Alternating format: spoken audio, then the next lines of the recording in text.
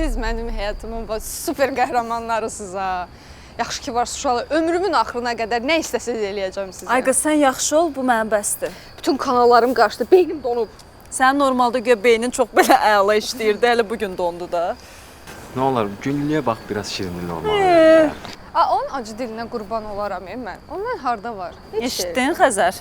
Yəni acı dil deyirsiniz, amma o qədər də